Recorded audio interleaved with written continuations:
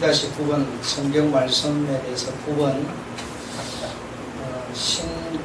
신구약을 우리가 성경이라 하는데, 신구약 성경은 모두 예수를 기록하고 있다. 그렇죠. 잘 아시겠죠?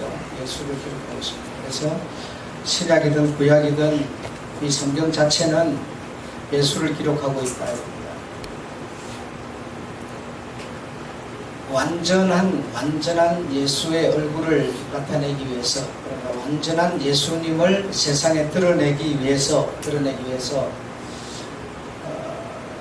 여기서는 하는 거는 66권 중에 신구약 성경 중에 여기서는 그 눈을, 예수님의 눈을, 또 저기서는 예수님의 코를, 예수님의, 그러니까 그 한 부분들을 다 설명하고 있다.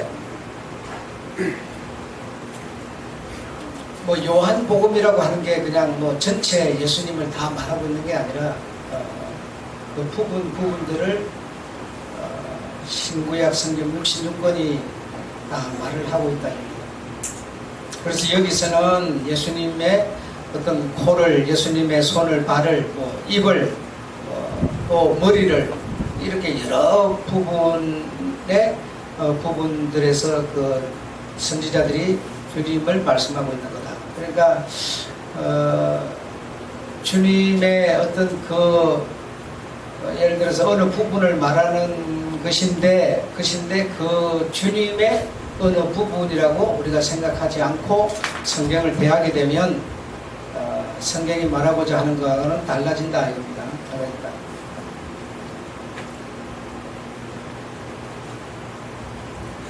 그래서 마치 모자이크와 같이 맞춰 나가고 있는 것이다. 모자이크와 같이 맞춰 나가는 것이다. 그래서 66권 그 모두를 조립하면 온전한 예수 그리스도가 된다 이겁니다. 구약의 모든 부분이 선지자들에 의해서 하나하나 조립되어서 완전한 예수를 드러내고 있다. 그래서 하나님이라고 하는 예수님을 성경이 아니고는 바로 알 수가 없습니다.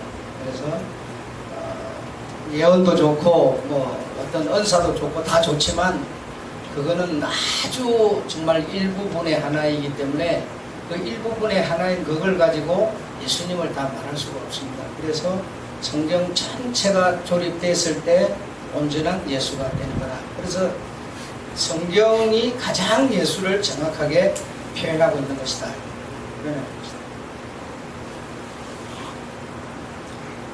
그래서 성경을 우리가 하나님이 내신 계시 중에 가장 특별 계시다 이렇게 표현을 하고 있습니다.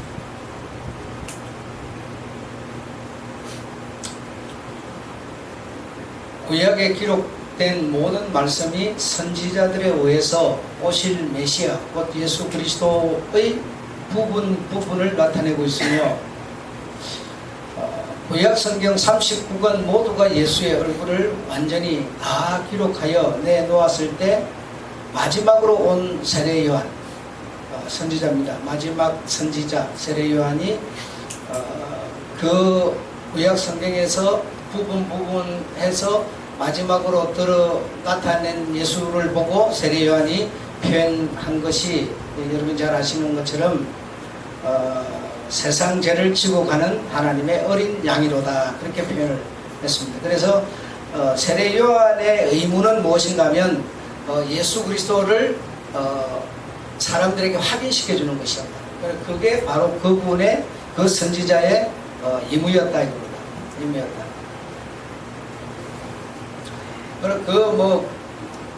과정 며칠을 같이 지내면서 이런저런 얘기 그거는 그렇게 중요한 게 아닙니다.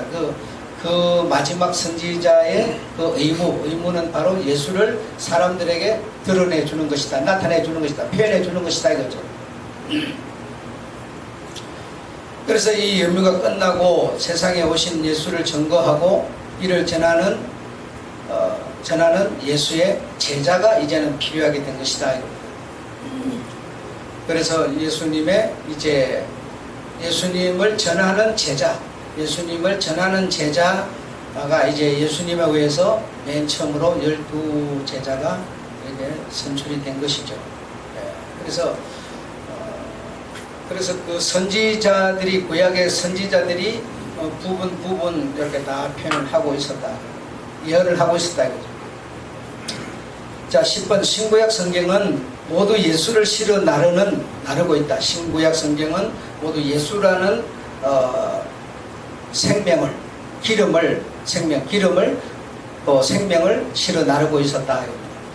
마치 사막에서 원유를 그 깊은 땅 속에서 뽑아내서 땅 속에 묻은 송유관을 통해서 바닷가에 정박하고 있는 유소선까지 보내는 그 파이프라인을 통해서 운반되는 원유를 유조선이 받아 세상 각처로 실어 나르는 것과 같은 이치와 같다 이겁니다.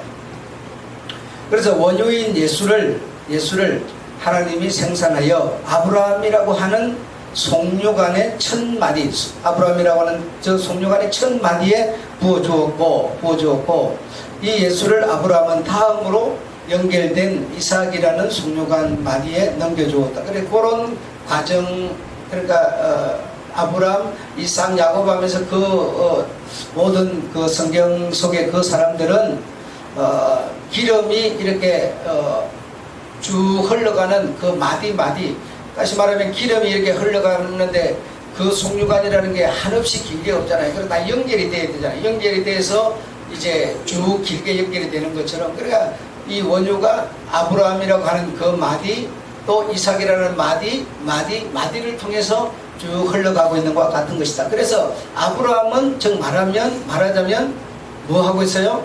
예수를 설명하고 있는 것이었다. 첫 마디 자기에게 주어진 예수를 말하고 있는 것이었다 이거죠. 그 다음에 이삭은 아브라함의 아들 이삭이지만, 그러나 해력으로 보면 아들 이삭이지만 그들은 뭐 하는 자예요? 결국은 다 예수를 실어 나르는 하나의 마디들이었다 이겁니다. 아셨죠? 그래서 우리는 아브라함의 아들 이삭, 이걸 이 해력이라고 하는 요걸 성경에서 보려고 하는 게 아니고 아브라함이 가진 마디, 그 아브라함의 마디가 송유관은 세지만 사람이 그 비유가 됐으니까 그 사람이 어떻게 돼요? 썩어버리잖아요. 죽어버리잖아요. 그래 죽어버리니까 그 다음 마디 이삭에게 그 처음 마디에 담아졌던 것이 옮겨지는 거죠. 그래서 계속 흘러서 결국은 마지막 코스로 가는 것이다 이겁니다. 이해하시겠죠? 네. 이렇게 수많은 믿음의 혈통인 송유관의 마디를 거쳐서 사막 속을 흘러 바닷가 유도선을 향해서 나아가고 있었고 아브라함의 후손들은 그 송유관의 각 마디로서 믿음의 길을 깔았으며 선지자들은 그 중간에서 예수가 여기까지 왔다. 기름이라고 하는 게 이렇게 안으로 흘러들어 이렇게 가는데 밖에서는 안 보이죠. 밖에서는 아브라함만 보이고 이삭만 보이죠. 그렇죠? 눈에 보이는 사람만 보이지만 아브라함이라고 하는 그 사람 속에 생명이 담겼고 또 이삭 속에 생명이 담겼고 이렇게 생명은 안 보이잖아요. 눈에 보이는 것은 사람이고 송유관이 보이지. 송유관의 기름이 중요한 것이었죠. 그러니까 아브라함 안에 생명이 중요한 것이었다. 그래서 이 예언자들은 지금 이 기름이 생명이 어디만큼 와있다, 이걸 말해주고 있었다 이겁니다. 아셨죠? 그래서 예언이라는 것은 예수를 설명하는 게 예언이다 이겁니다. 그리고 우리가 생각하는 예언은 예수를 설명하는 게 아니고 니 잘 살겠다, 못 살겠다, 사고 나겠다 이런 걸 생각하는데 그거는 예언이 아닙니다 여러분. 그걸 보고 예언이라고 그러자면 그거는 점쟁이라고 그러는 거죠. 미신이라고 그러는 거죠 여러분. 그러니까 성경이 말하는 예언은 뭐냐, 다시 말하면 지금 제가 말한 것처럼 예수님에 대해서 말해주는 거다 이겁니다. 예수님에 대해서 아브라함에게 지금 예수의 생명이 있다, 와 있다. 그리고 아브라함이 죽으니까 그 다음에 믿음의 혈통인 이삭에게 와 있다. 이걸 예수를 지금 예수가 누구에게 어느 정도로 와 있다, 이걸 설명하는 게 예언이다 이겁니다. 이해하셨죠? 예언이 그래서 참 무서운 겁니다. 무서운 건데 그 예언을 우리 오늘날 교회들이 전부가, 목사들이 전부 예언을 그런 방식으로 성경이 말하는 그 예언이 아닌 다른 방식으로 예언을 이해하게 됐던 거예요. 그래서 문제가 많이 일어나게 된 것이죠. 그래서 예언 그러면 예수를 설명하는 게 예언이다, 이런 거 잊어버리지 말아야 됩니다. 그래서 우리가 성경을 설교하는 것은 사실은 예언자 또는 선견자, 설교자 이렇게 표현할 수가 있습니다. 그래서 설교가 예언입니다. 설교가 예언인데, 설교를 목사가 하면 목사가 예언을 하는 건데, 그래 그 예언이 성경에 대해서 예수를 말할 때 예언이지, 그렇지 않은 것은 예언일 수가 없다 이겁니다. 다 하나님의 말씀을 전하는 것이지 않다 이겁니다. 그런 것을 여러분이 구분을 이렇게 잘 하셨으면 좋겠고,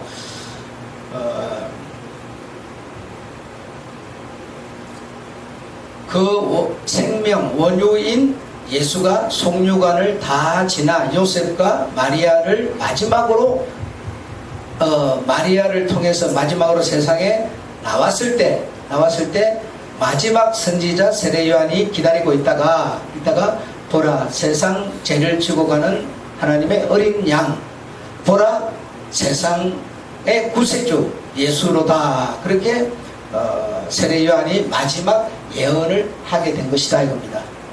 아시죠? 그래서 예수님이 세례 요한을 보고 여자가 낳은 자 중에 큰 자다 이렇게 표현한 것은 뭐 그가 더 잘났다 뭐 그런 뜻이 아니고, 다른 선지자는 사실은 예언은 했지만 보지는 못했잖아요. 보지는 못했지만 세례 요한은 예언과 동시에 그 예수를 눈으로 보고 드러내 주었다, 표현해 주었다. 그런 측면에서 낳은 자 중에 큰 자다. 다른 자는 보지는 못하고 말만 했지만 말하는 글을 이분은 직접 보고 표현해 주었다. 그런 측면에서 큰 자다 이렇게 표현을 한 겁니다. 아셨죠? 뭐 그가 특히 다른 선지자보다 뭐 뛰어난 그런 측면에서가 아닙니다 여러분. 아닙니다. 자 11번, 구약의 속류관 역할을 히브리 민족이 히브리어로 담당했습니다. 구약의 속류관 역할을 히브리 민족인 히브리어로 담당한 뒤 신약으로 세상에 오신 예수를 유조선에 실어 세상의 모든 사람에게 옮겨주는 역할은 히브리어가 아니고 이 세상 모든 사람이 함께 참여하는 헬라어로 일하기 시작하였다. 그래 히브리어는 전하는 언어가 아닙니다. 전하는 언어 아니죠. 그래서 예수님이 오실 때까지는 이 히브리어라고 하는 히브리 민족 그들을 통해서 예수님 오시는 일을 하셨고 그래서 히브리인들이 그 특별하게 뭐 이렇게 뛰어났다 이런 거 없습니다. 다 예수님의 그 오시는 그 역할을 담당했을 뿐이지 그들 민족을 통해서 예수님이 오셨을 뿐이지 뭐 그들이 뭐 특별히 다른 민족보다 뛰어나다 그럴 이유도 없습니다. 말하자면 이사야보다 예레미야가 뛰어납니까? 아니다니까요. 절대로 그런 거 아니에요.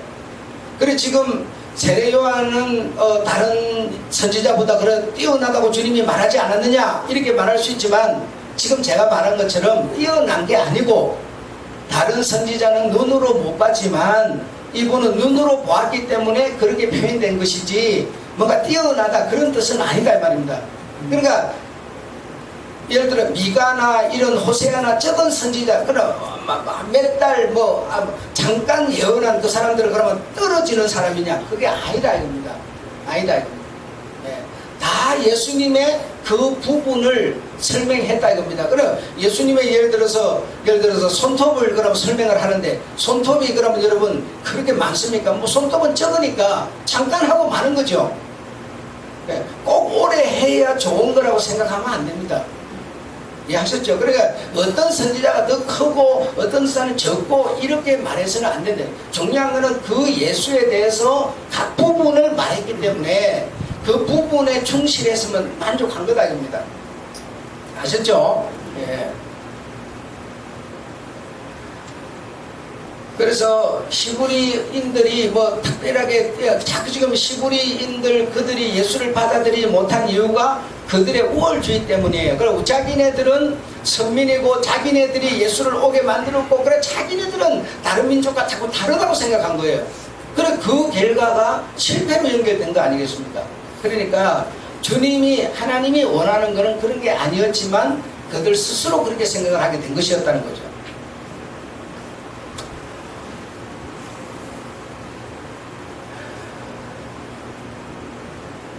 원유를 실어 나르는 속류관은 오직 하나의 믿음의 길밖에는 없었으나 그 예수를 받아 세상에 실어 나르는 유조선은 수많은 배들로서 온 세상을 다 모두 담당하고 있습니다. 그래서 이런 차이 때문이었다 이거죠. 그래서 기름이 배에 실리기 전까지는 모두 그 땅속에 묻힌 속류관을 통해서 흘러가고 있지만 그러나 세상으로 막 온 세상으로 나가는 이 기름 실은 배는 각양각색이죠. 이 나라 저 나라 다 가야 되니까 온갖 배들에 실리는 거죠. 이런 것처럼 그 속류관 역할을 하는 그 부분을 시부리 언어로 주님은 일을 하셨다는 겁니다. 하셨고 그 상태 넘어서부터는 시부리어가 아닌 헬라어로 하나님은 일을 하셨다는 거죠. 그러니까 시부리어가 더 뛰어나다는 거 아니잖아요 여러분. 그런데 그들은 그렇게 생각한 겁니다. 그게 실패작이었어요 여러분.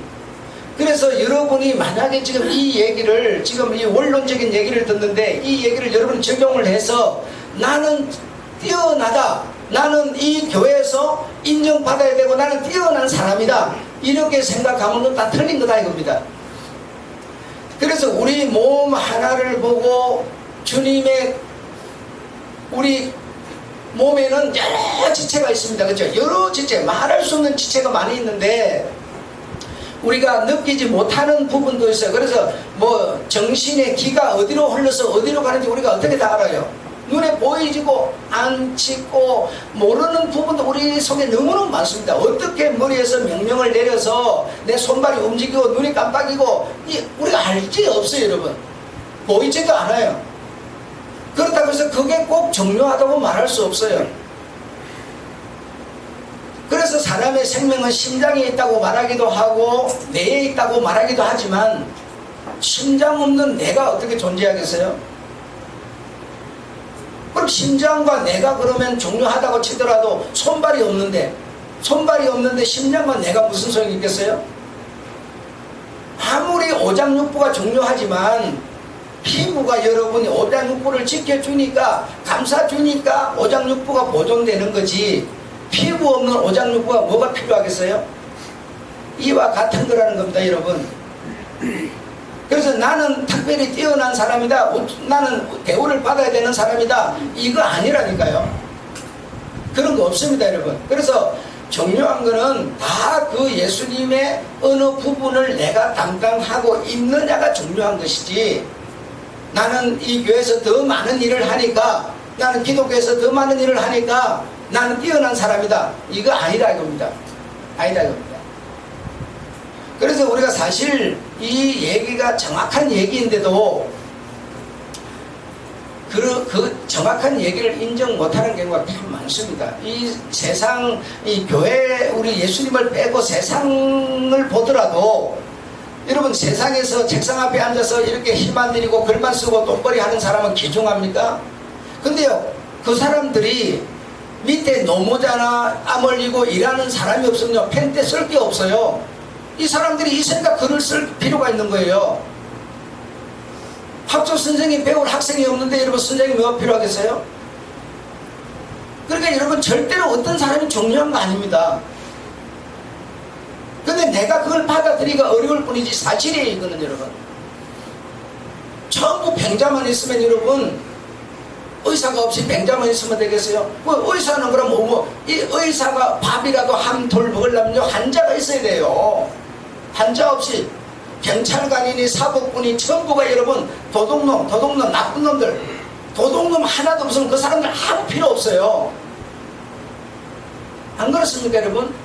세상에 다 자기 할 일 다 잘하고 사는데 뭐 때문에 그 수많은 돈 들여가면서 그런 사람이 필요합니까?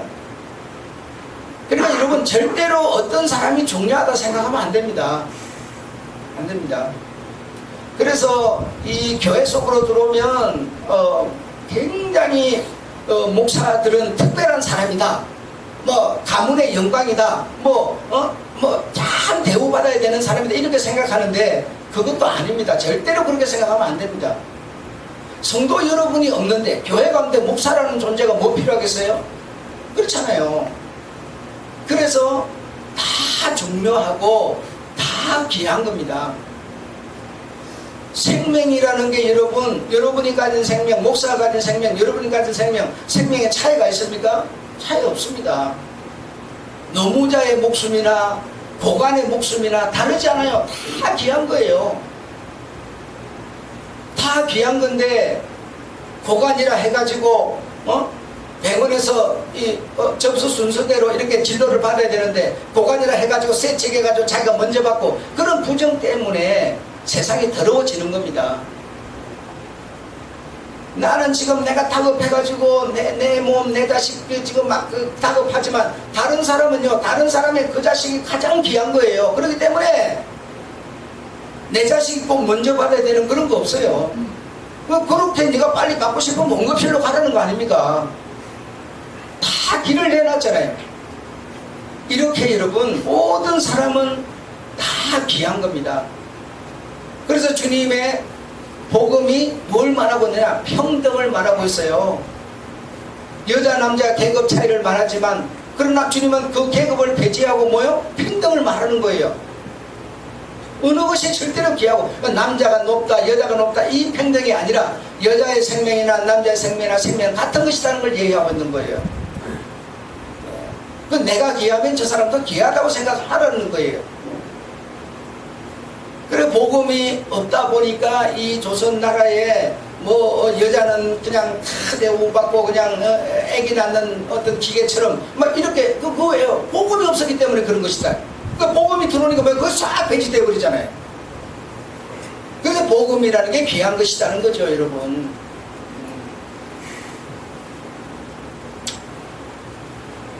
그래서 여러분의 마음속에 우리가 복음을 듣고 복음을 받아들이는 사람들로서 내 마음속에 나는 뛰어난 사람이다, 나는 특별한 사람이다 이 생각을 지우세요. 그리고 저 사람은 저런 어떤 요구를 한다, 나는 이런 요구를 한다, 저 사람은 저런 요구를 할 수 있다, 저 사람은 저런 요구를 할 수 있는 자유를 저 사람은 가지고 있다, 나는 나의 주장을 할 수 있는 자유를 갖고 있다. 이걸 서로가 인정해 줘야 돼요. 자기 말만 하고 저 사람 말은 탁도 없는 소리가 이렇게 밀어붙이면 안 된다 이겁니다, 여러분. 안 된다 이겁니다. 물론 속이 상하죠. 속이 상하지만 그러나 자기가 자기를 다독거려야 돼요. 다독거리고 내가 주장하는 것 같이 저 사람은 저 사람의 주장을 할 수 있는 거다. 이렇게 우리가 서로 인정을 해주고 이렇게 해야지. 그 성경에 보면은 그걸 인정하지 못하고 아론이 이 제사장들 중에 제사장의 제사장으로 아론을 세웠는데 어떻게 아론만 대제사장이고 우리는 그러면 똑같은 일을 하는데 우리는 뭐냐? 이렇게 되니까 하나님 뭐요? 질서가 파괴됐다 이거야. 그게 죄였다 이겁니다. 죄. 그 죄라는 것이 그런 것이 죄지 다른 게 죄가 아니에요.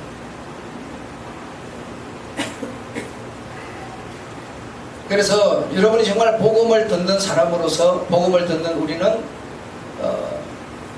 기본적인 그런 것 자체를 인정해야 된다.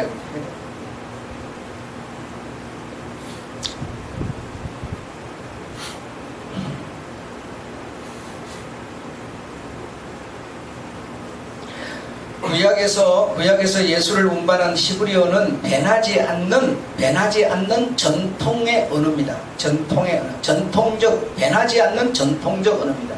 신약에서 예수를 전하는 헬라어는 변화무쌍하여 가는 곳마다 그 지역의 사람들의 행편에 맞춰주며 지난 과거는 전혀 관계없이 받기를 원하는 누구에게나 예수를 나눠주는 은혜의 선물이 바로 헬라어라고 하는 언어입니다. 구약은 전도 없이 오직 지키는 것이었고, 예. 그래서 구약에 여러분 전하는 거 봤습니까? 오직 지키라 이거죠. 그래서 이런 원론적인 것을 우리가 인정하지 않고 구약에 그 지키는 사람들은 오직 지키기만 하는 그게 그들에게 주어진 뭐요? 의무라는 거예요. 의무인데 의무를 벗어나서 만약에 딴짓을 해버렸으면 어떻게 되세요? 그게 죄라는 거죠. 근데 지금 신약에서 지키는 게 아니라 지금은 전하는 거죠. 그죠? 왜? 전하는 게 지금은 하나님의 말씀이고 우리가 가진 복음인데 내가 지키기만 하고 있으면 어떻게 되겠어요? 그게 죄라는 거예요.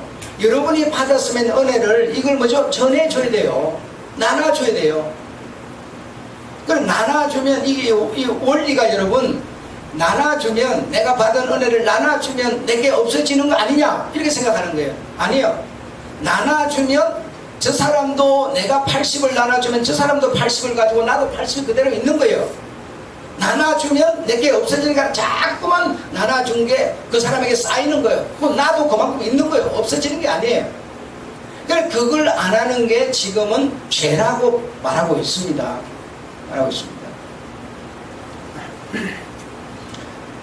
우리가 요즘에 사람이 그런 게 있어요. 그래 참 내가 이렇게 특이한 어떤 주님의 깨달음을 이렇게 가지게 되면 그걸 이렇게 이거는 내 거다 해가지고 간직하려고 하는 그런 생각이 들 때도 있지만 그거는 옳지 않은 거다 이겁니다. 나눠주는 것이다. 은혜를 나눠주는 것이다. 그래서 여러분이 은혜 받았습니다 이렇게 말하고 이렇게 자꾸만 지금 말을 하는 겁니다. 우리 주님이 내게 이런 마음을 주셨어요. 은혜 받았어요. 이걸 말하는 겁니다. 여러분 딱 자기가 은혜 받은 거 자기 속에만 딱 넣어놓고 감춰놓고 있는 게 아니에요. 자꾸 얘기를 하는 겁니다.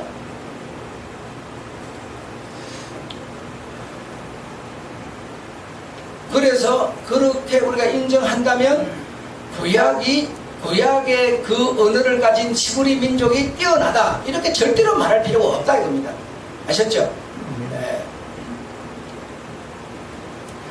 그런데도 안타깝게도 그들은 그렇게 생각한다 이거죠.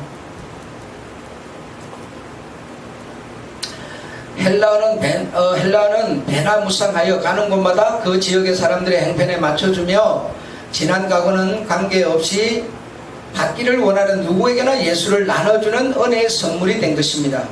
구약은 전도 없이 오직 지키는 것이었고 신약은 온 세상에 전파하여 나눠주는 것입니다.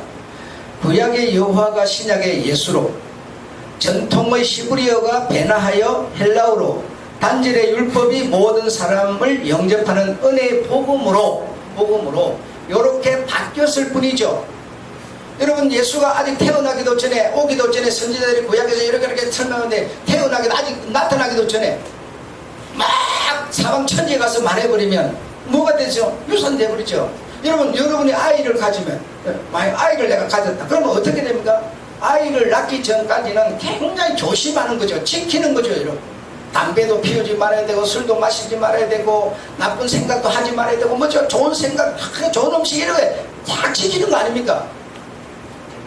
그리고 아이 낳고 났는데 뭘 지켜요? 이제는 맛있는 거 막 이것저것 막 먹어야 내가 건강하죠. 그 아이를 내가 키울 수 있는 거 아니에요? 같은 이치죠.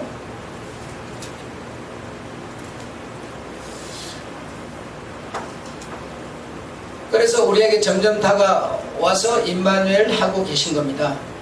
지금은 예수님이 육신으로 와서 뭐 이스라엘 그 예루살렘 그 지역에만 있던 게 아니라 그분이 죽으시고 가시고 영으로 영 생명, 영은 생명을 말하는 겁니다. 다 배워서 아시죠? 영하면 생명입니다. 생명으로 오셔서 영접하는 모든 이에게 그 생명, 영이 임하셔서 영으로 나와 함께 계시는 겁니다. 아셨죠? 네. 임마누엘하고 계시는 겁니다. 그래서 율법은 지키라, 복음은 전파하라. 이것이 구약과 신약이 예수를 조립하여 세상에 드러내고 드러내진 예수를 온 세상에 전하는 것이 하나님의 경륜이었다 이겁니다. 그래서 하나님의 경륜하면 구약은 지키는 것이고 신약은 전하는 것이고, 그래서 지키고 전하여서 그래서 하나님의 나라가 이루어지는 것이 하나님이 가지신 인간과 함께 합작으로 일하셔서 가지신 경륜이다 이 말은 경륜. 이 일은 하나님을 사람에게 주시는 하나님 스스로의 일인 것이었습니다. 그래서 유대인은 지키는 게 일이었고, 이제 우리들은 세상에 전하는 것이 우리들의 일입니다. 우리들의 일. 자, 12번까지만 하겠습니다. 12번, 성경은 바로 예수입니다. 그래서 예수는 곧 성경입니다. 그래서 성경에 예수가 기록되어 있고 예수를 풀이해서 써놓은 것이 성경이다 이거죠. 그런데 어떤 선지자는 이런 부분을, 또 어떤 선지자는 저런 부분을 기록해놨다 이겁니다. 그래서 성경은 믿음으로 예수의 안경을 끼고 읽고 보셔야 됩니다. 예수의 안경을 끼고 성경을 볼 때 성경은 그 초점이 바로 맞춰지게 되는 겁니다. 예수의 안경을 벗어버리고 성경을 보게 되면 그 내용이 모두 세상 지식이 되고 다른 모습으로 사람들에게 나타나게 됩니다. 그 다른 모습이라고 하는 것은 어떤 것이냐면 대체적으로 많이 생각하는 것이 도덕과 윤리 같은 것으로 생각하게 됩니다. 그러나 도덕과 윤리를 말하려고 성경을 기록한 게 아니다 이겁니다, 여러분. 아셨죠? 네. 네, 정말 이거 아주 어려운 얘기도 아닙니다.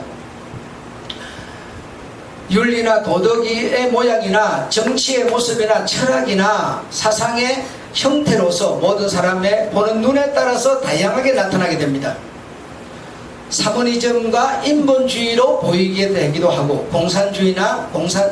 사회주의나 공산주의로 보이게 되기도 하고, 압박, 고난, 민중이 나타나게 되기도 하고, 핍박, 해방, 사랑과 박애가 나타나게 되기도 합니다. 그러나 예수의 사랑 들을 때 그 사랑이 어떤 우리 사람이 가진 그런 박애주의 그런 사랑을 말하고 있는 게 아니다 이겁니다. 전쟁과 전술이 보이고 역사와 문화가 보이고 지혜와 처세술이 보입니다. 인본주의가 나타나고, 인본주의로 보는 것은 그 사람의 성경을 우리가 볼 때 내 입장에서 사람을 중심에서 보게 되면 인본주의인데, 인본주의는 그 사람의 생각이다. 인본주의로 보는 그 사람의 생각이지 성경의 생각은 아니다 이 말입니다, 여러분.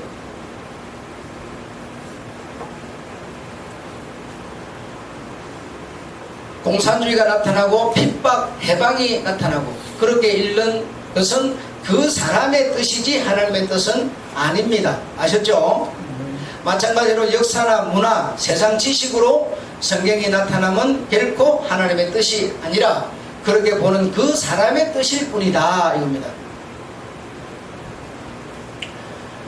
그러므로 예수의 안경을 벗어버리고 성경을 대하면 읽고 보는 사람의 관점에 따라 성경의 내용은 천차만별의 모양으로 나타나게 되고, 모든 사람은 자기가 주장하는 내용에 대한 교훈을 받아 사용할 뿐 성경을 지으신 저자 하나님의 뜻과는 전혀 다른 길로 가게 된다 이겁니다, 여러분. 그래서 가장 중요한 일을 하는 사람이 누구냐?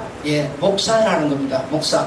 목사는 그래서 정말 진실해야 되고 정직해야 되는데, 진실하고 정직하다는 말은 세상적인 인본주의 측면에서 정직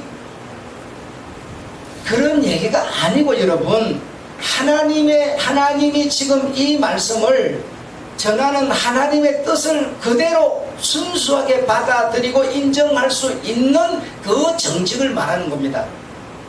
아셨죠? 내 생각을 거기다 가미를 시켜버리면 여러분 이 된장국을 만드는데 된장이 주 원료인데 된장에다 여러분 이것저것 막 넣어버리면요, 된장국인지 뭔지 도무지 뭐 맛이 안 납니다. 여러분 엉망진창이 되는 겁니다. 단 걸 많이 넣으면 단맛이 많이 날 테고 쓴 걸 많이 넣으면 쓴맛이 많이 나겠죠. 이런 것처럼 된장에는 정말 된장국을 표현할 수 있어야 되죠. 이런 것처럼 우리가 이 성경을 볼 때 그냥 인간의 우리는 자꾸 어떤 사람의 주관, 사람의 주체 속에서 우리가 생각하게 됩니다. 자꾸만 그 속에서 생각하다 보니까 나는 그래도 사람이면 좀 도덕적으로 좀 윤리적으로 사는 게 당연하지, 이렇게 생각을 하게 돼요. 그래서 성경에 보면 예수님도 예수님을 믿는 사람들도 다 복받으라고 그러지 않았느냐? 그 복받으라는 주님은 무엇 때문에 복받으라고 했는지에 대해서는 생각도 안 해요. 그냥 그렇게 말했으니까 그게 맞는 거 아니냐 자꾸 이렇게 하는 거예요. 그러니까 분별하기가 얼마나 어렵겠습니까, 여러분. 그래서 성도 사람들의 그 마음 어떤 체면 이런 거 가미시키지 말고 정말 예수님이 이 말씀을 하신 이유가 무엇인지, 참 제가 말하기 불편하더라도 주님의 그 뜻이 그런 거니까 내가 그 뜻을 그대로 받아들여서 하는 이걸 보고 정직이라고 말하고 있다 이겁니다. 정직이라고 말하고 있다. 진짜 그렇게 하기가 그래서 어려운 것이라는 거죠. 목사가 자꾸만 눈에 보이는 것은 현실이고 그래서 이제 그 헌금 같은 거 하나만 놓고 얘기를 해보더라도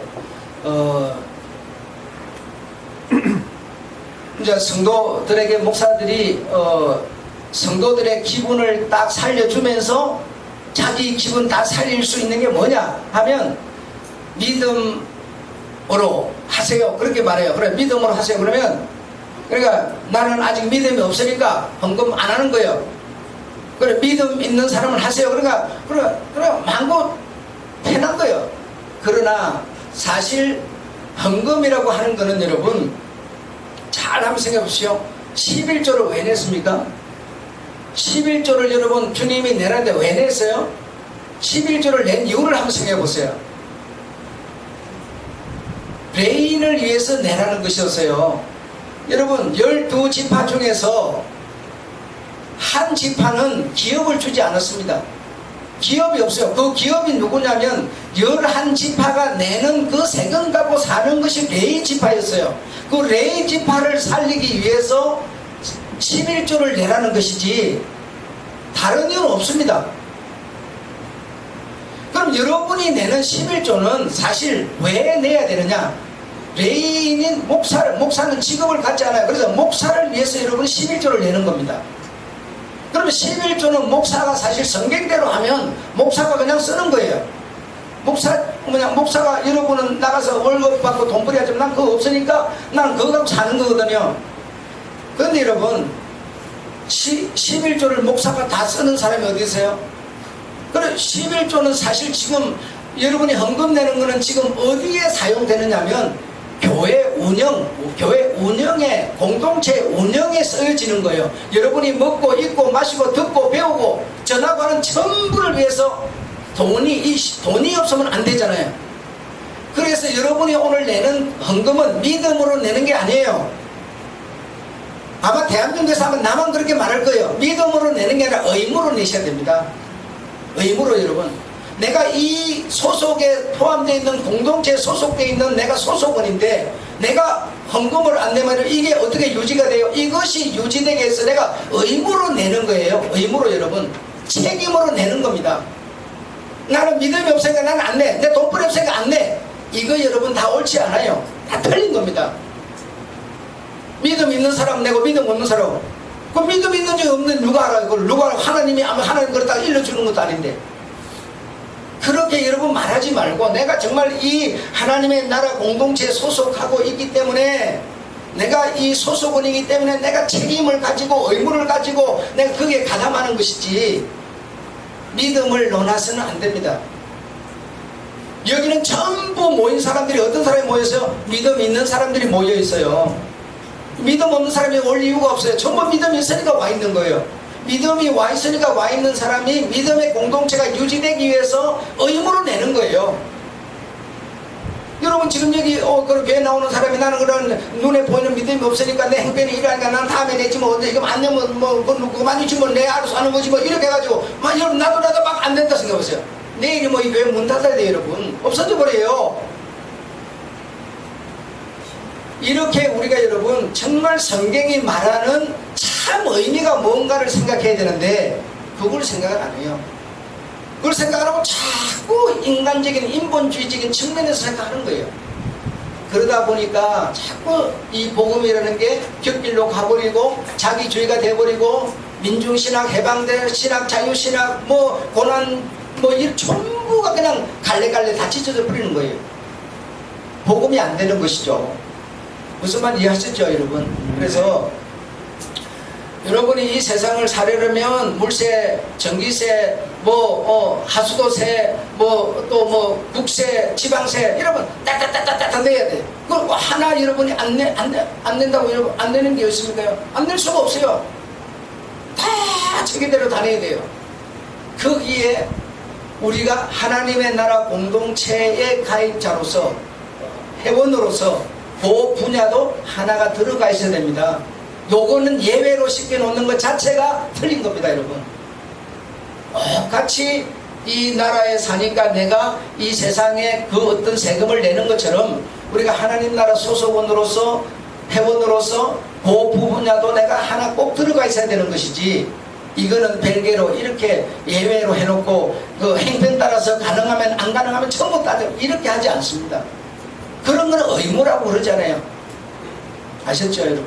네, 그래서 성경을 우리가 정말 대하는 우리의 태도가 진실해야 되고 정직해야 된다. 네, 기도하겠습니다. 하나님 우리 아버지